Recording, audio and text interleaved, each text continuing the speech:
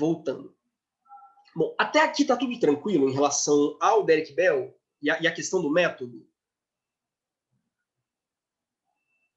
Sim? Sim.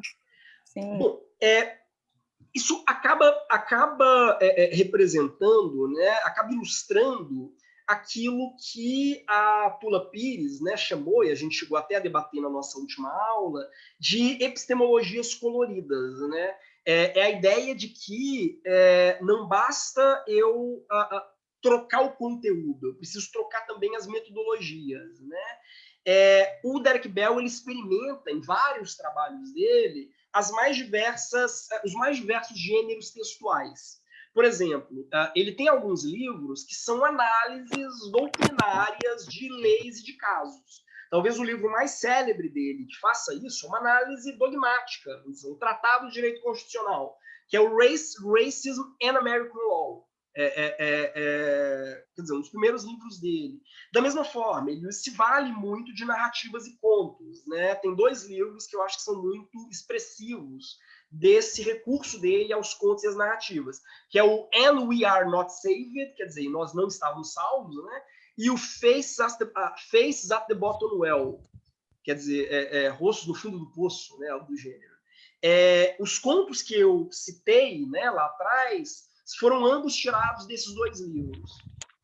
E ele também tem livros de história do direito, em que ele analisa questões específicas da história do direito, como, por exemplo, Silent Covenants, que é um livro sobre a aplicação, é um livro sobre a aplicação da lei e sobre as políticas de igualdade racial, né? Mas, enfim. Além disso, ele tem livros de memórias também. Ele escreve vários livros de memórias sobre a trajetória dele e tal. Bom, perdão, voltei. Um dos textos talvez mais emblemáticos, né, e mais interessantes do Derek Bell, que também não está traduzido ainda para o português, mas já está em processo de tradução também, é o Quem Tem Medo da Teoria Racial Crítica, né, em que ele vai postular, a transcrição de uma palestra que ele deu, ele vai postular aquelas que seriam as premissas da teoria racial crítica, né, aqueles que seriam os pontos mais fundamentais da teoria racial crítica e desses métodos, né, diferentes de análise, desses diferentes métodos de escrita que a teoria racial crítica promove. O texto ele parte exatamente dessa pergunta, né, o que a teoria racial crítica poderia ser. Ele começa fazendo uma crítica à ciência do direito formalista e que replica um pouco aquelas críticas que a gente já vem fazendo, né? De que o direito ele parte de uma perspectiva neutra, com muitas aspas, né? Uma perspectiva neutra que ela fica muito explicitada, né? Por meio de um discurso que ele é pretensamente impessoal, embora ele seja atravessado por ideologia, sempre abstrata, descontextualizada, e ele vai dizer como essa aparente neutralidade do direito ela serve como uma máscara para o poder, né? E mais do que isso, ela trabalha a serviço da branconormatividade, né? Por que da branconormatividade? Porque ela considera a perspectiva, as vivências, os dilemas, os problemas, né, de homens heterossexuais brancos de classe média como se fossem problemas universais. É aquela velha questão que a gente já falou, né? A gente gasta páginas e páginas nas escolas de direito debatendo debatendo aquisição por aluvião, mas a gente não discute direito de laje. Quer dizer, nós temos um direito, quer dizer, a gente é capaz, né, de gastar horas discutindo em direito penal o que acontece quando gêmeos chifópagos ou chipófagos, sei lá, cometem um crime, mas a gente não debate lei de drogas e a dimensão racista da lei de drogas. Então, o Derek Bell ele vai mostrar como a ciência do direito, com seu pretenso formalismo, está a serviço da branconormatividade e assume o homem branco heterossexual sem deficiência como o paradigma de normalidade em face ao qual todos nós seríamos variações, quer dizer, todos nós seríamos só diferenças, né, os outros em relação a esse paradigma de normalidade. Né? Então, eu adoro esse meme, eu acho esse meme sensacional. Né? Não importa o que sejam, todos merecem respeito. Indígena, gay, negra, nordestina, lésbica e normal. Muita gente não entendeu o meme, né? Mas é exatamente essa ideia de branconormatividade. Né? Eu parto daquela figura que, na verdade, é um caso absolutamente isolado e excepcional, mas eu pego as vivências dele como vivências paradigmáticas que traduziriam a vida de todos os demais, e, por conseguinte, eu devo fazer o direito, devo produzir as normas jurídicas pensando especificamente no caso dessa figura. Tranquilo? Sim. Sim. Sim? Então, quer dizer, ao invés do direito, né, criar um paradigma, digamos assim. Nossa, eu falei paradigma várias vezes hoje, né? Tô incorporando os habermasianos brasileiros. Mas, ao invés de a gente criar uma proposta que seja de fato, né, na medida do humano, para usar a categoria do Aimé Césaire, né, criar um humanismo à altura do humano, né, ou à medida do humano, a gente parte de um pressuposto de que o homem branco, heterossexual, sem deficiência, repito, é o paradigma de humanidade, de normalidade, e todos nós devemos nos incluir dentro das vivências desse grupo, desse setor específico. É por isso, inclusive, que para se contrapor a essa linguagem que é pretensamente geral, mas que, na verdade, diz respeito às vivências e às experiências de um grupo muito particular, é por isso que o Derek Bell ele vai retomar a ideia de narrativas situadas, individualizadas, particularizadas, né? O que ele chama frequentemente de voz da cor. Então, é por isso que os textos dele eles são atravessados por ilustrações, anedotas, alegorias, fábulas, memórias, né? Como instrumento de crítica a uma pretensa universalidade, uma pretensa generalidade que não existe. Então, há duas frases do Derek Bell que eu acho que são bem emblemáticas. Né? A primeira, ele vai dizer o seguinte: parte de nosso trabalho é ensiná-los, quer dizer, parte de nosso trabalho como professores de direito é ensiná-los aos alunos sobre o que eles já sabem. Salas de aulas são veículos para comunicar não apenas a matéria, mas a si mesmos. Por quê? Por que ele está dizendo isso? Porque, veja, as nossas experiências elas são atravessadas por direito. A gente está o tempo inteiro construindo relações que poderiam ser traduzidas como relações jurídicas. Do momento em que eu acordo, tomo café, vejo TV, pego meu ônibus, vou para o trabalho, vou para a faculdade, eu estou me envolvendo em vários vínculos que são de ordem potencialmente jurídica, né? O problema é que boa parte dessas relações não são consideradas juridicamente relevantes nem pelos nossos teóricos do direito, nem pelos nossos legisladores, nem pelos nossos juristas. Então, o que o Derek Bell tenta fazer é resgatar isso. Quer dizer, ele vai dizer, olha, as suas vivências elas são objetos, sim, relevantes de análise, de discussão, né? Faz sentido eu debater em direito civil, direito de laje. Quer dizer, isso não é uma questão menor num país em que boa parte das pessoas vivem em favelas, repito, né? Essas questões elas não são questões secundárias, elas são questões que são relevantes, são importantes para a vivência de muitos, né? Então, o que é difícil, frequentemente, é que nós nos vejamos reconhecidos naquelas discussões que são travadas nas escolas de direito, precisamente porque, embora partam do argumento de que elas se voltam para todos, né, de que são problemas que atingem a todos, mas, na verdade, elas traduzem uma realidade que é uma realidade de grupos muito setorizados. Tranquilo até aqui? Sim, professor. Um outro ponto que o Derek Bell enfatiza, né? Aliás, uma outra frase do Derek Bell que eu acho muito interessante é a seguinte: para ver as coisas como elas realmente são, você deve imaginá-las como elas poderiam ser. Então, daí o argumento dele, né, da necessidade de se utilizar de ficções, de experimentos mentais, digamos assim, para pensar os limites e as potencialidades do direito.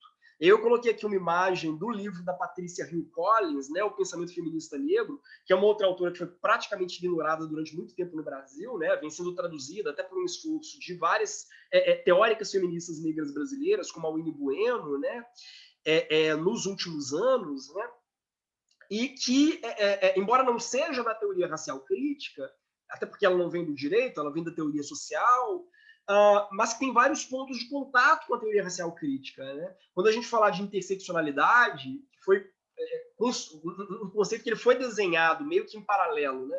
Pela Kimberly Crenshaw, da teoria racial crítica, e pela Patricia Hill Collins, a gente vai voltar a ela. Mas é curioso como várias questões que ela debate, como a ideia do intelectual negro como uma espécie de forasteiro de dentro, um outsider within, né, o forasteiro de dentro, ela reverbera algumas discussões que o Derek Bell vinha fazendo.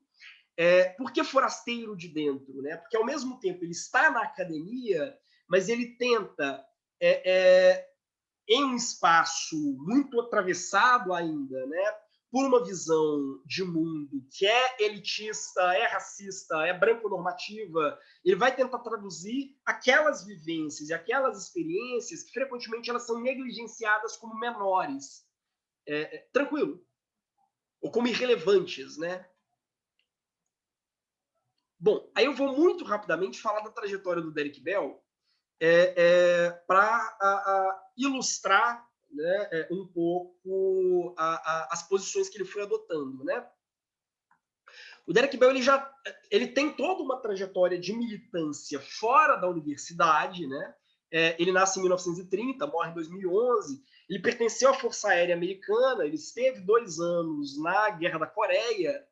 Ele também participou da divisão de direitos civis do Departamento de Justiça, né, dos Estados Unidos, e ele foi um dos líderes da National Association for the Advancement of Colored People, né, a Associação Nacional para o Avanço das Pessoas de Cor, que foi uma associação importante na luta pelo fim das políticas de segregação racial, que na década de 50 vão culminar no caso Brown, né? No caso da Linda Brown, que a gente discutiu na aula passada. Como ativista, o Derek Bell ele tem uma posição interessante, né? Tem até um evento interessante, se você procurar na internet, dele ao lado do jovem Barack Obama, eles dividindo o microfone, é bem legal. Além disso, o Derek Bell ele tem também uma longa trajetória dentro da universidade. Né? Ele começou na Universidade da Carolina do Sul, ele foi também professor na Universidade de Harvard. Como eu disse, ele lecionava um curso chamado Racism and American Law, que, enfim, quando o curso terminou, houve todo quando ele saiu de Harvard, né, para se tornar reitor na Universidade do Oregon, houve toda uma mobilização para que fosse contratado um outro professor negro que continuasse assumindo essa disciplina.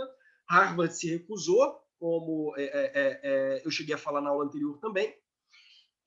Quando o Derek Bell saiu da Universidade do Oregon, ele encampou uma outra bandeira interessante também, porque ele disse que não havia na Universidade do Oregon professoras asiáticas, e ele pleiteou a contratação de uma professora asiática na Universidade do Oregon. A universidade foi contra, então também houve toda uma celeuma em torno disso. Quando ele entrou em Harvard, ele também endossou, né, a campanha para que uma professora negra fosse contratada como professora efetiva na universidade. Ele narra essa campanha em um livro de memória chamado Confronting Authority, né? Confrontando a autoridade. É muito interessante. E, finalmente, ele encerrou a vida lecionando na Universidade de Nova York. A trajetória do Derek Bell, tanto dentro quanto fora da universidade, ela é marcada por uma série de desapontamentos. Por quê? Porque para o Derek Bell ele começa como um ativista na luta por direitos civis. Mas ele vai se dando conta de que não basta reconhecer direitos. Não basta que eu tenha o direito a me casar, não basta que eu tenha o direito a votar, não basta que eu tenha o direito formal se eu vivo numa sociedade que ela é em si atravessada por exclusões, né? Então ele vai dizer que a sociedade americana ela é toda assentada em promessas vazias de integração e na ilusão de que a longo prazo o direito será capaz de suplantar os grandes abismos sociais que atravessam aquela sociedade, né? Ele é muito decepcionado com o caso Brown. Para ele, as mesmas práticas discriminatórias, né, denunciadas lá no caso Brown persistiriam na América de hoje, e ele vai chegar à seguinte conclusão, que é uma conclusão pós-moderna, digamos assim, né? Que existe uma violência originária do direito, uma conclusão que está em Walter Benjamin já, mas ela vai ser assumida por um Derrida ou por um Agamben hoje, né? Existe uma violência originária do direito, que é uma violência falsamente camuflada, digamos assim, por um discurso de justiça e de igualdade formal. E que, por conseguinte, o direito ele tem um potencial muito pequeno, na verdade, o direito ele tem um potencial muito pequeno para estimular o avanço do bem-estar e da liberdade humanos, né? Por trás de um verniz de igualdade formal, o direito ele sempre vai conservar esse ato originário de violência e de exclusão. O direito ele sempre vai conservar o seu compromisso com os setores dominantes da sociedade, né? Eu trouxe até uma bandeira. Essa bandeira, para quem não sabe, é do município de São Bernardo do Campo. Quem me mostrou essa bandeira foi o Emiliano, que frequentava o Cine Cerco. Ele é de São Bernardo do Campo. E a bandeira mostra, na verdade, como a cidade ela foi feita de uma espécie de união pacífica, uma confluência entre índios e bandeirantes. Para vocês verem o nível assim, de como um discurso oficial ele pode tentar escamotear essas violências históricas por trás de uma proto-democracia, né? Esses desapontamentos eles vão ser essenciais para o Derek Bell construir o que ele chama de princípio da convergência de interesses. Tranquilo até aqui, gente? Sim. Sim? Bom, como eu disse, o Derek Bell ele tem uma decepção muito grande com o caso Brown. Para ele, o caso Brown, que é celebrado por muitos liberais, né, como um momento que pôs fim ao racismo nos Estados Unidos, porque agora não existem mais leis que permitem a segregação racial e a discriminação, ele vai dizer que o caso Brown ele foi para inglês ver, digamos assim, que ele teve um impacto muito menor sobre os negros norte-americanos do que eles esperavam. E analisando o caso Brown, ele vai chegar à seguinte conclusão: olha, quais foram as verdadeiras razões pelas quais, na década de 50, os Estados Unidos puseram fim às políticas oficiais de segregação, ao mesmo tempo em que mantiveram várias práticas de segregação na vida concreta, né? A tal ponto que elegeram Donald Trump, né? Ele vai dizer o seguinte: quais foram as razões reais, as verdadeiras razões, não as razões mascaradas, né, ideológicas, puramente formais, para que as políticas de segregação tenham chegado ao fim na década de 50. Primeiro, a dificuldade de justificar a segregação e, ao mesmo tempo, condenar o nazismo. Por quê? Porque os Estados Unidos se apresentavam, né, como uma das grandes alternativas ao totalitarismo, enfim, quem leu Hannah Arendt sabe, né? Aos horrores totalitários combatidos, seja representados por Hitler, seja por Stalin, né? Mas qual o sentido de, ao mesmo tempo, me apresentar para o mundo como a terra das liberdades e, por conseguinte, como alternativa ao nazismo e ao stalinismo, e, ao mesmo tempo, adotar dentro do meu próprio território políticas muito violentas, né, de exclusão. O segundo elemento, está atrelado a esse, é a necessidade de buscar simpatia do terceiro mundo, no caso, né, na verdade, da América Latina, da África e da Ásia, contra o comunismo na Guerra Fria. Então, aliás, há um elemento que a teoria racial crítica ela tem debatido muito. É como os asiáticos, em uma espécie, dentro de uma guerra, né, de combate ao comunismo no Mar da China, digamos assim, né, de combate ao comunismo no Sudeste Asiático, como os asiáticos eles passaram de um grupo profundamente segregado nos Estados Unidos à minoria modelo. Você começa a ter várias campanhas, né, para a incorporação de determinados, jovens, né, de nacionalidades específicas da Ásia nos Estados Unidos. Tipo, venham para cá, porque, enfim, chineses são mais inteligentes, então vão ser ótimos nas nossas universidades. Como esse discurso ele surge na década de 50 também, dentro de uma política muito consistente de a tentativa de refrear o avanço do comunismo em determinadas regiões asiáticas, né? Um terceiro elemento é a presença dos negros que voltaram da Segunda Guerra Mundial, também atrelado a essas duas questões, né? Um quarto elemento é foi a dificuldade de industrializar o sul dos Estados Unidos, que era ainda muito marcado, né, muito atravessado por essa dinâmica de segregação. E o quinto elemento, a incapacidade de substituir as demandas por reformas sociais. Quer dizer, então, ao invés de apresentar uma série de políticas de inclusão dos negros, né, e de compensação em virtude das expoliações históricas sofridas desde a escravidão, eles simplesmente criam um discurso de igualdade formal. Não há mais discriminação, todos têm direito, todos têm acesso ao mercado, né, de forma geral, têm acesso aos postos de trabalho. Então, não é preciso mais se pensar, né, em formas de reparo de toda a trajetória de violência anterior. Tranquilo até aqui? Sim. Sim. Beleza? Então, isso para o Derek Bell evidencia um pouco, né, os limites das lutas nos espaços institucionais. Quer dizer, como eu disse, ele se torna muito cético sobre a possibilidade de que o direito ele seja uma ferramenta verdadeiramente emancipatória. Gente, estou quase terminando, viu? Prometo.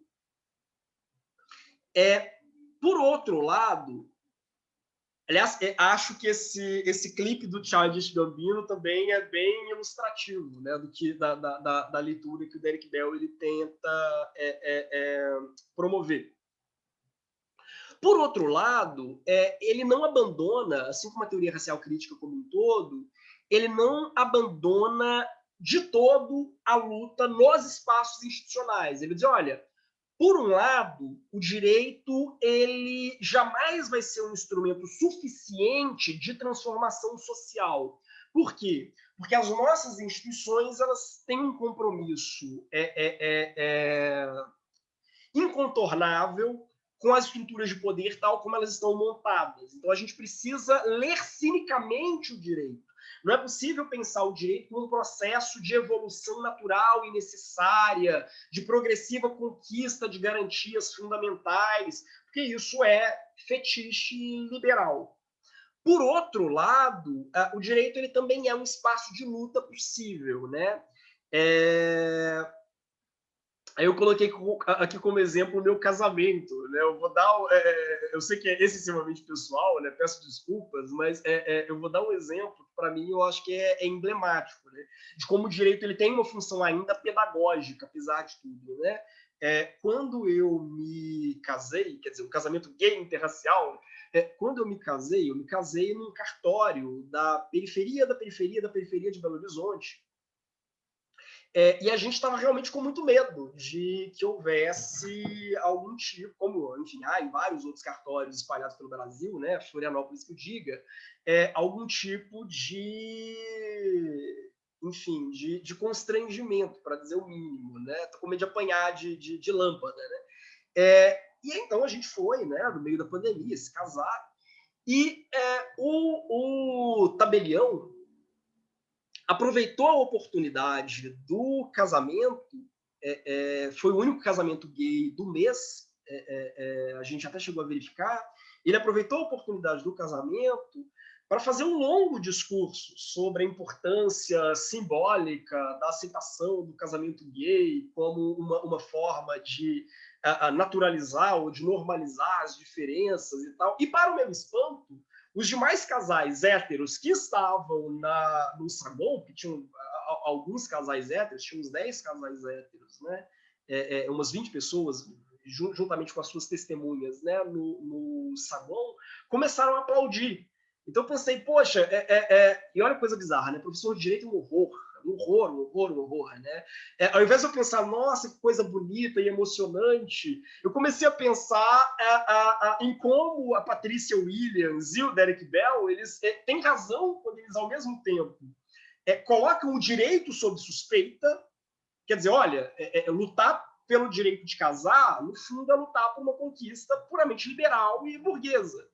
Existe uma discussão de fundo que é muito mais ampla, que deveria estar sendo travada, que é lutar contra o próprio direito de família, quer dizer, lutar contra a ideia de uma regulamentação patrimonial dos afetos, e lutar pela necessidade de uma sociedade não horizontalizada, e por aí vai, né? Essa é uma discussão muito mais profunda. E mais do que isso, né? A gente tem que ter uma pauta que lute contra a segregação e a violência de uma forma muito mais radical, sobretudo num país que é o país que mais mata travestis e transexuais no mundo, né? Mas, ao mesmo tempo, quer dizer, ao mesmo tempo, então, que a gente vê o direito com suspeita, é preciso entender que o reconhecimento de direitos ele tem, em algum nível, uma dimensão pedagógica e uma dimensão social que ela não é descartável. Já disse isso antes, né? Eu vou voltar a essa questão mais tarde também. Mas isso também é muito crucial para a teoria racial crítica, que não era tão importante assim para a primeira geração dos Critical Legal Studies, né? Ser reconhecido como sujeito de direitos, né? Ser reconhecido como igual formalmente, por um lado, sim, pressupõe um jogo de muitas ficções, de muitas abstrações, há muita mistificação envolvida na ideia de que somos todos livres e iguais, mas, por outro lado, o ato de reconhecimento em si ele tem uma dimensão política que ela não pode ser jogada na latrina. Tranquilo? Tranquilo. Tranquilo. Bom, a partir disso, quer dizer, o Derek Bell ele tem uma fórmula que eu acho que traduz muito o que ele está tentando dizer. Ele vai dizer, olha, essa é a fórmula do princípio da convergência de interesses. Ele vai dizer, olha, historicamente, né, os interesses dos americanos pretos, isso vale não só para os americanos, né, vale para nós também, os interesses dos americanos pretos são promovidos apenas quando auxiliam ou não atrapalham os interesses dos americanos brancos. Professor, Oi? eu acho que deu uma cortada no seu áudio. Ai, meu Deus. Bom, eu estou dizendo que, para o Derek Bell, os interesses dos americanos pretos, e não só dos americanos, né, é algo que vale, a meu ver, para todo o Ocidente, os interesses dos americanos pretos são promovidos apenas quando auxiliam ou não atrapalham os interesses dos americanos brancos. O que ele está dizendo? Não nos enganemos, não sejamos ingênuos. As grandes conquistas no direito se dão com base em muita luta e também com base em muita negociação. Quer dizer, não há um processo caritativo, né, de progressiva educação moral da civilização que vai, ao longo dos anos, né, de uma forma linear, entendendo, ora, antigamente só reconhecíamos o direito de votar para homens brancos que tinham uma renda de pelo menos X. agora vamos reconhecer para todos os homens brancos alfabetizados. E depois, ora, agora vamos também reconhecer o direito a votar para as mulheres brancas. E depois, ora, vamos reconhecer também o direito de votar para os homens negros. Não é um processo linear de evolução moral ou de aprimoramento, vamos dizer assim, autopoético do sistema jurídico. Isso é fantasia, isso é mistificação. Ele vai dizer, olha, o direito ele é atravessado por lutas e esses reconhecimentos de direitos frequentemente só se dão na medida em que eles não interferem nos interesses dos grupos dominantes. Por isso que ele chama de princípio da convergência de interesses.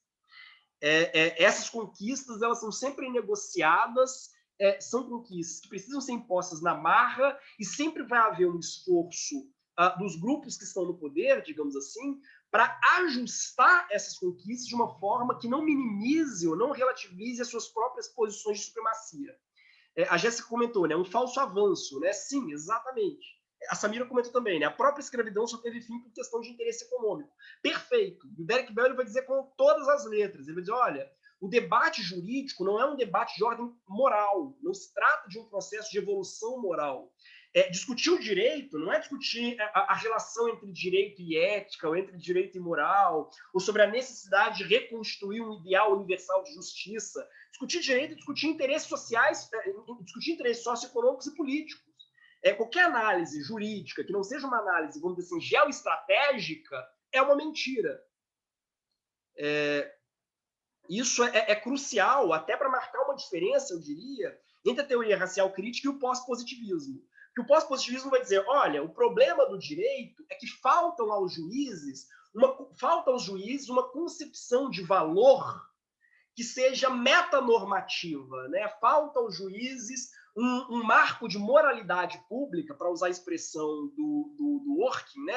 Que sirva para que ele leia as normas jurídicas de uma forma mais progressista e de uma forma mais acolhedora. Derek vai dizer, olha, isso é uma mentira, só um homem branco rico pode dizer uma coisa dessas. O problema do direito não é isso. O problema do direito é que os nossos juristas são comprometidos com posições de poder muito específicas, classistas.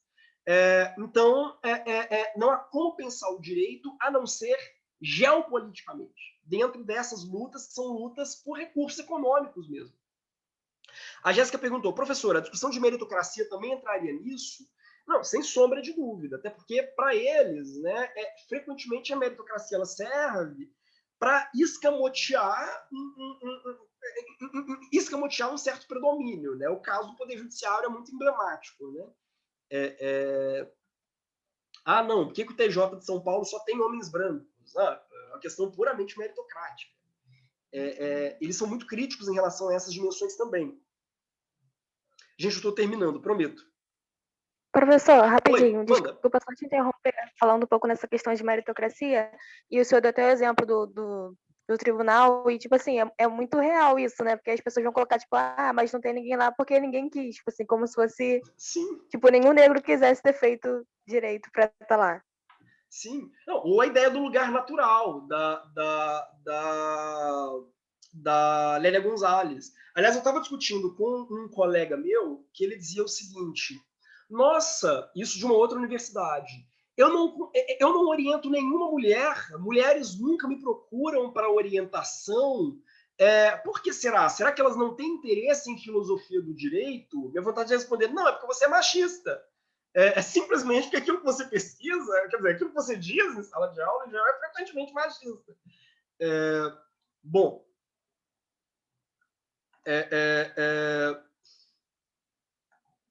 dito isso, né, o Derek Bell ele vai tentar mostrar como, depois do caso Brown, ainda é possível ver nos Estados Unidos, na relação do Estado de Direito norte-americano, né, posturas que replicam o racismo e que fortalecem o racismo e a supremacia branca. Né? Ele dá uma série de exemplos. Por exemplo, aquilo que ele chama de ressegregação nas escolas. Ele vai dizer, olha, embora formalmente, desde o caso Brown, toda criança tem o direito a se matricular em escolas mistas, digamos assim, né? Não existe mais escolas para brancos e escolas para negros. Né? Então, ainda assim, a gente vive um sistema no qual é muito visível a presença, no qual é muito visível a existência de escolas compostas exclusivamente por crianças brancas e escolas compostas exclusivamente por crianças não brancas, né? Que o diga o Cris de Todo Mundo Odeia o Cris, né? Então ele vai dizer, olha, a gente assiste, inclusive, em várias regiões nos Estados Unidos, um processo de recrudescimento da segregação nas escolas. As escolas elas se tornaram, depois da década de 50, ainda menos miscigenadas por uma série de estratégias administrativas e econômicas que independem da lei formal e abstrata que, em tese, reconhece o direito de todas as crianças se matricularem em todas as escolas. Um outro elemento que o Derek Bell comenta e que vai ter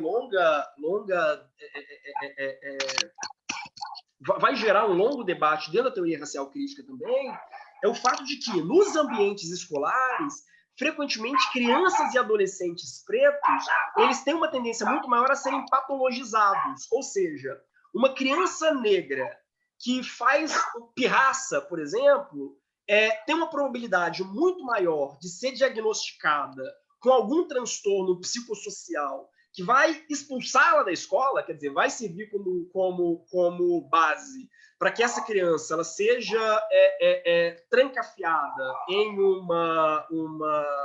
quer dizer, para que ela seja institucionalizada ou vá para escolas específicas, né, do que uma criança branca. Há um processo muito consistente como é que eu vou dizer? Há um processo muito consistente de exclusão mesmo no espaço escolar e em outros espaços por meio da patologização. Quer dizer, de esforços para classificar essas crianças como tendo transtornos psicossociais que as tornariam, vamos dizer assim, uma ameaça aos coleguinhas e, por conseguinte, as colocariam, as tornariam alvo de um outro tipo de controle, enfim, médico, né, e não provavelmente educacional. Tranquilo isso? Muito abstrato. Tranquilo. Sim. Professor, Oi. Só para... Você já tinha falado do Todo Mundo Odeia o Cris, e eu lembrei de um dos episódios que entrou um diretor novo na escola, e aí ele foi questionar o Cris por que o Caruso não gostava dele. Entendeu? Ele botou totalmente a culpa e a responsabilidade de descobrir por que o outro não gostava dele, por que ele se sentia intimidado por ele. E aí, no final, aconteceu toda uma série de situações e o resultado final era que ele não gostava dele simplesmente porque o garoto era racista. Não, exato. Todo Mundo Odeia o Cris, eu acho que é genial para pensar essas questões raciais. Eu vou voltar a alguns episódios da série mais para frente, eu acho muito bom. Já que o senhor gosta bastante de utilizar meme nos seus slides, eu vi um tempo atrás na internet um cara comentando que ele gostava das séries antigamente porque elas não falavam sobre questões sociais e tal, essas coisas. E aí ele colocou como exemplo Todo Mundo Odeia o Cris, O Maluco no Pedaço, eu apatrei as crianças, como assim, se não tivesse críticas sociais nas séries. Eu achei isso, assim, assistiu completamente errado. Passou a vida assistindo uma coisa e não entendeu. Sim. Não, exatamente. A Jéssica perguntou, isso ainda ocorre até hoje, de crianças e adolescentes negros serem patologizados? Sim. Há vários dados que mostram que há uma tendência muito maior de crianças negras serem diagnosticadas com transtornos psicossociais e doenças... transtornos psicossociais e deficiências intelectuais do que crianças brancas. Frequentemente pelas mesmas atitudes. Diga-se de passagem. Posso fazer um adendo, Felipe? Sim, por favor. Sobre esse tópico, existem deficiências psicossociais que são brancas, né? Tipicamente brancas. Por exemplo, o autismo. Então, a gente tem uma baixíssima incidência de diagnósticos de autismo em pessoas negras. isso será que existe alguma... A primeira ideia na interpretação desses dados é de que existia alguma ligação do autismo com a raça, né? Que havia algo no genoma negro que não se conectava com os biomarcadores genéticos do autismo, enquanto as pessoas negras eram mais tendentes a serem diagnosticadas como esquizofrênicas, com transtornos de humor, de personalidade, e com algumas psicoses, né? Que a gente ainda não usa mais esse tipo de... E neuroses, que a gente também não usa mais esse tipo de nomenclatura. Também não deveria usar nenhuma, na realidade. Mas, enfim, o fato é que existe uma tendência de utilizar alguns rótulos diagnósticos que explicam o fracasso educacional para alunos brancos, e uma tendência de utilizar diagnósticos psiquiátricos que explicam violência, que explicam e que taxam, não, rotulam a violência para pessoas negras. Alguns dos dados que a gente tem nos Estados Unidos não se transferem muito para cá, não é porque lá eles têm uma política de institucionalização muito forte, enquanto aqui a gente não tem institucionalização, não é porque não queira, não, é porque a gente não tem praticamente como, não tem abrigo, não tem, né, no geral essas pessoas vão para abrigos. Então, a gente não tem escola especial, as instituições de escolas especiais são filantrópicas ou caritativas, não são estatais, não é? Então, a gente tem outras dinâmicas que a gente precisaria estudar melhor aqui, e a gente tem recentemente transportado essas ideias de patologização de crianças e adolescentes e de uma expressão específica, o School to Prison Pipeline, que não se transportam tão bem para cá, em termos da conexão entre raça e deficiência, porque a gente tem um cenário racial muito específico em termos das conexões de raça e deficiência aqui. A gente não tem esses dados ainda, a gente não tem como fazer essas associações, mas a gente já sabe que transtornos que teriam uma maior tendência a atos violentos, não é? Ou a periculosidade, são transtornos mais encontrados em tese, né? São mais diagnosticados em pessoas negras, e transtornos que explicam déficits educacionais em pessoas brancas. Ou seja, né, é mais o laudo para justificar porque ele fracassou educacionalmente, né? Então, ele vai receber um laudo de TDAH, de autismo, né? Enfim, essa lógica. Eu gosto sempre de lembrar do caso do meu avô, né? Meu avô passou a vida indo e voltando de instituições psiquiátricas, né? Era um homem negro e que enfim, várias ações que ele cometia eram sistematicamente identificadas como transtornos psicossociais que o tornariam uma ameaça à sociedade, por isso, enfim, acho muito ilustrativo, né? Bom, há uma outra questão que é interessante, que é como o próprio... Assim, dentro das dinâmicas racistas, há uma tendência a ver raças específicas como vetores de doenças específicas. Por exemplo, no início do século, havia uma tendência a achar que pessoas amarelas eram transmissores potenciais de varíola. Olha que coisa maluca, né? A ideia é que todo indivíduo de... Hoje a gente faz... Quer dizer, não é à toa que tem gente que persegue na rua descendentes de chineses aqui no Brasil, ao argumento de que eles seriam todos portadores de Covid. Né? Tem vídeos nesse sentido. Né? Então, há uma associação racista entre doença e raça. Isso faz com que, isso é um outro ponto que também é interessante, frequentemente negros sejam mais incriminados do que brancos pelo crime de perigo de um contágio de moléstia grave. Eu estava lendo um texto que eu achei a coisa mais bizonha do planeta nesse sentido, né?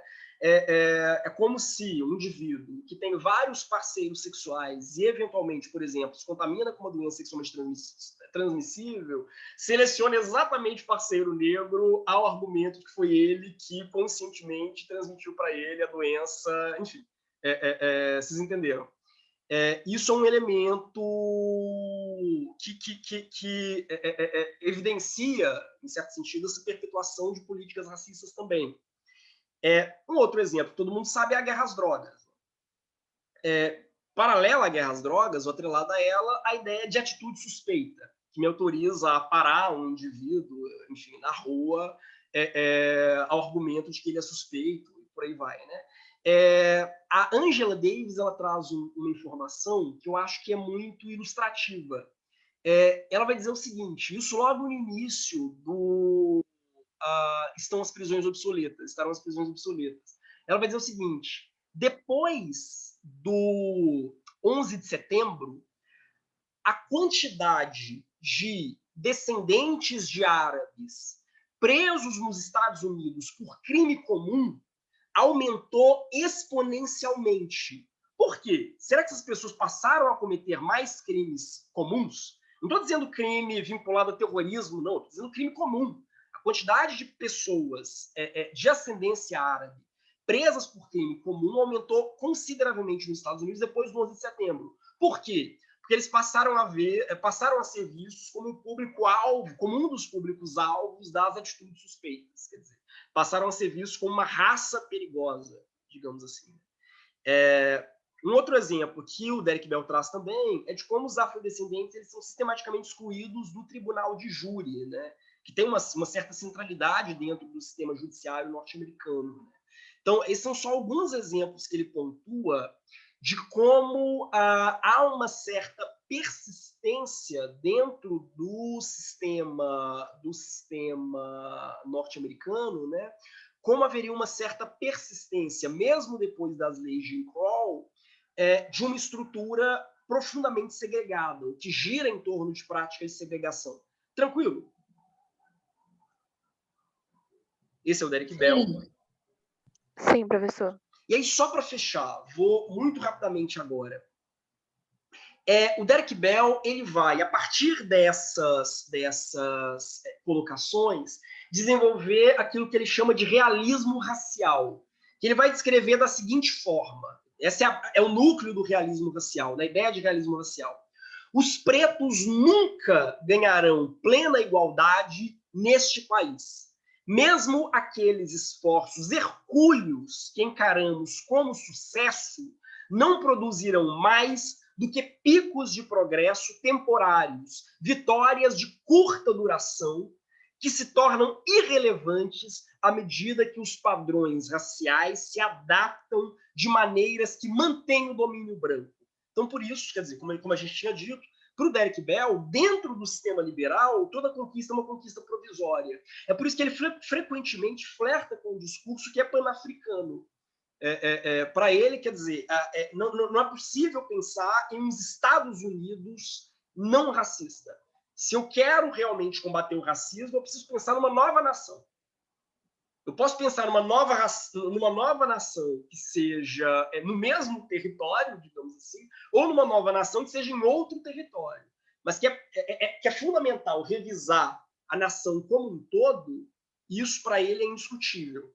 É indiscutível. Para ele não há possibilidade, dentro do constitucionalismo norte-americano, do projeto de nação que é os Estados Unidos, né? Aldeia sobre a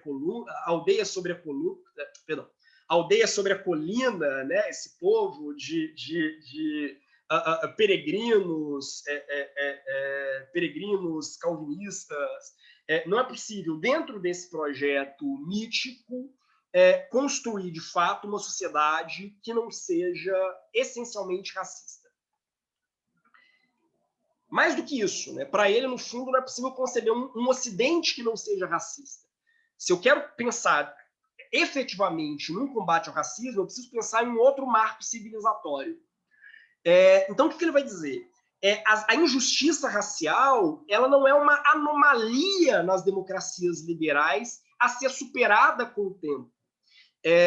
Nós frequentemente confundimos as causas do racismo com os efeitos. A gente pensa, não, a nossa sociedade é racista porque os negros ainda não têm espaço nas esferas de poder, nas esferas de decisão. Ele vai dizer, não, isso é o efeito, isso não é a causa. Os negros não têm espaço porque a nossa sociedade se forma como um sistema racista. Ela se pensa dentro de um paradigma que é racializado. As fronteiras da nossa sociedade são fronteiras raciais. Então, para ele, quer dizer, como eu disse, né, reitero isso, não há como combater o racismo sem combater o liberalismo, e não há como combater o liberalismo sem combater o capitalismo. E da mesma forma, não há como combater o capitalismo sem combater o racismo. Ou seja, uma sociedade não racista pressupõe um novo pacto cultural, um novo pacto civilizatório, um novo projeto cultural. Ele vai dizer que, no fundo, a nossa sociedade ela está apoiada em uma lógica que é hoje uma lógica de darwinismo social. E aí a gente pode dar como exemplo o Covid. Né? Não é à toa que, em meio à pandemia, no Brasil, por exemplo, o nosso governo assume uma postura que é de salve-se quem puder, que é literalmente de salve-se quem puder. Quem tiver que morrer, morrerá mesmo. A gente, pelo menos, garante que os mais ricos possam tomar a vacina antes dos demais, que isso, enfim, assegura a sobrevivência do mais apto, né? A sobrevivência do mais forte. No caso, o mais apto é aquele que tem, com muitas aspas, espírito empreendedor, e todos os demais devem ser deixados, né, para morrer, porque isso faz parte da vida, né? Isso faz parte do jogo, e talvez seja até benéfico, no sentido de que, a longo prazo, cria uma sociedade livre daqueles elementos que a puxavam para trás, quer dizer, que impediam que o trem entrasse nos eixos. Né? Então, a pandemia ela deixa de ser vista como uma tragédia e passa a ser vista como uma grande oportunidade, e ela é uma oportunidade exatamente porque ela separa o joio do trigo, os fortes e os fracos, e no caso aqui os fracos são lidos, né, como negros indígenas, os descendentes desses grupos, e ao mesmo tempo permite que, por outro lado, aqueles que têm espírito empreendedor proliferem. Né? Há um elemento racista muito emblemático aqui, ainda que fique velado. Né? Não é à toa que o Bolsonaro falou, assim, logo no início da pandemia, não, o brasileiro não pega nada, pula em esgoto. No fundo, o que ele está dizendo deixe a seleção natural agir, que formará um povo mais forte. Né? Leia-se, dentro dessa leitura, um povo mais branco. Tranquilo. A Samira comentou, né? Eu vi um comentário de um cara falando que, já que o Rodolfo ia ser eliminado mesmo, o Thiago não precisava ter humilhado ele em rede nacional. Exato. Né? Não se discute racismo porque, enfim. E aí, só para fechar, o Derek Bell, então, todo o trabalho dele vai girar em torno disso, de construir uma teoria racial crítica que ela resgate essas perspectivas oprimidas, distorcidas, ignoradas, silenciadas, destruídas, apropriadas, comodificadas e marginalizadas. Quer dizer, para ele, o compromisso da teoria racial crítica é um compromisso de resgate desses saberes que eles seriam invisibilizados, né, ao longo da história. Né? Um elemento que é cardeal, vou voltar a isso, né, que o Derek Bell destaca, e que vai voltar em algumas autoras da teoria racial crítica, como a Cheryl Harris, é a ideia de branquitude como propriedade. Ele vai dizer, olha, na nossa sociedade, enfim, no Ocidente moderno, capitalista, né, tornar-se branco significa ganhar acesso a uma gama de privilégios públicos e privados, que materialmente, permanentemente, garantiam necessidades básicas e, ao fim e ao cabo, sobrevivência. Você ser lido como branco, você reconhecido socialmente como branco, pressupõe você ser reconhecido como portador de um conjunto de direitos, como detentor de um conjunto de direitos. E direitos que não são direitos altamente sofisticados, são direitos básicos, é o direito a ser contratado, é o direito a não ser seguido pela polícia na rua, é o direito a poder entrar no supermercado, o direito a poder fazer compra. Né? Você ser reconhecido como branco pressupõe ser reconhecido como não matável, né? Digamos assim, né? Ser reconhecido como sujeito. E isso faz toda a diferença, né? Por isso que muita gente, ainda hoje, né, tenta, vamos dizer assim, ultrapassar a linha de cor. O que seria ultrapassar a linha de cor? Né? Alisa o cabelo, passa pó de arroz, para ser lido socialmente como branco. Por quê? Não é simplesmente uma questão de ordem estética. Né? Você ser lido como branco, reconhecido como branco, pressupõe possuir uma propriedade que é propriedade? Propriedade é um conjunto de direitos, né? Você possui uma propriedade, um conjunto de direitos oponíveis erga omnes, né? Para usar a categoria do direito civil, né? Ainda lembro. Você possuir uma propriedade que te garante uma rede de acessos que, de outra forma, dentro desse sistema você não tem. O fato de que ainda há tantas pessoas que se esforçam para ultrapassar a linha de cor de alguma forma, já é o indicativo mais evidente de que nós nos encontramos em uma sociedade racializada. Aliás, e aí só para fechar, e aí eu já fecho mesmo, há um conto do Lima Barreto que eu acho absolutamente magnífico, magnífico. Aliás, por falar em tentar cruzar a linha da cor, né? Há um conto do Lima Barreto que eu acho magnífico, magnífico, que é sobre uma prostituta espanhola. Então, eu estou falando de uma pessoa ultra, ultra, ultra explorada, né? Realmente um lumpen-proletariado, né? O rebotalho que paira de Seca e Meca. É uma prostituta espanhola, ultra explorada, mas que, pelo fato de ser estrangeira, é muito valorizada, digamos assim. Ela tem um cachê alto. Valorizada, enfim, considerando o nível de exploração ao qual ela está submetida, né? Mas ela é valorizada pelos clientes. E ela tem um cliente fixo, hoje, que a banca. Então, ela tem uma certa categoria. Nossa, eu lembrei de uma novela passada em Copacabana. Bom, mas deixa para lá. Ela tem uma certa categoria.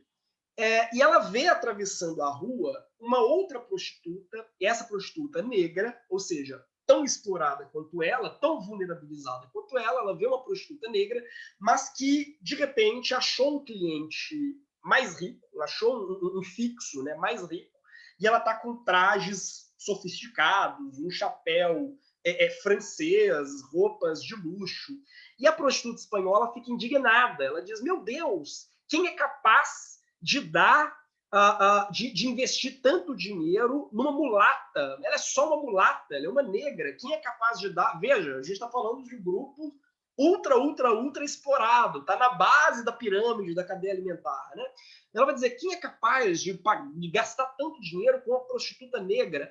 E aí, quando ela chega a essa constatação, ela se acalma, ela diz, tá, mas ela sempre vai ser negra. Não importa quantas roupas finas ela tenha, ela nunca vai ter essa propriedade que eu tenho, que é a branquitude. E pelo fato de ela não ter a branquitude, ou seja, pelo fato de ela não ser dona da branquitude, não ter não ter a posse, né, desse bem jurídico que é a branquitude, não importa quanto dinheiro ela receba, ela sempre será excluída de vários espaços que eu, enquanto uma mulher branca europeia, posso frequentar.